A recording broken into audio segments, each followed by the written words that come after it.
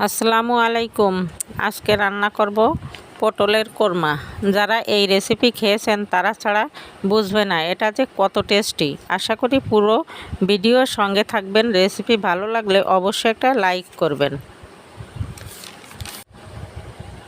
তার জন্য প্রথমে কয়েকটা পটল খোসা ছাড়িয়ে নিয়েছি। দুই পাশে পটলের মুখ কিন্তু কাটি নাই। আমার সবগুলো পটল কাটা শেষ। এবার আমি এই যে দেখেন এক পাশের মুখটা একটু বেশি করে কেটে নিয়েছি। তারপর একটা চামচের সাহায্যে পিছনের অংশের সাহায্যে পটলের ভিতরে নরম অংশগুলো বের করে ফেলবো। তারপর আমি 4টা ডিম নিয়েছি।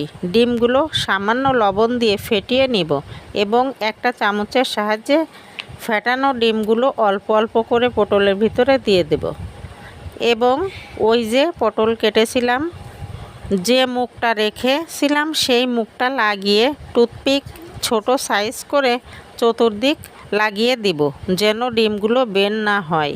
এভাবে সব কয়টি রেডি করে নেব। তারপর কড়াইতে পরিমাণ মতো তেল দিয়ে পটলের উপরে সামান্য লবণ দিয়ে ভেজে নিব।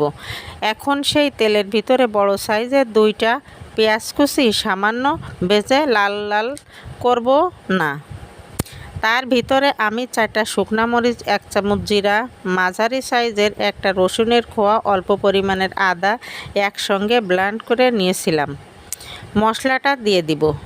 মশলাটার ভিতরে পরিমাণ মতো লবণ দিয়ে ভালো করে কষিয়ে নিব। কষানো হয়ে গিয়েছে। এখন আমি আগে থেকে নারকেলের রস অথবা দুধ যে যাই বলেন বানিয়ে রেখেছিলাম সেই দুধটুকু দিয়ে দিব। আলাদা করে কোনো পানি দিব না।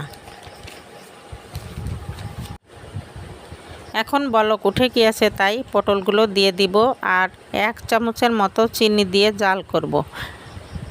এই যে দেখেন কত সুন্দর হয়ে গিয়েছে আমার পটলের কোরমা।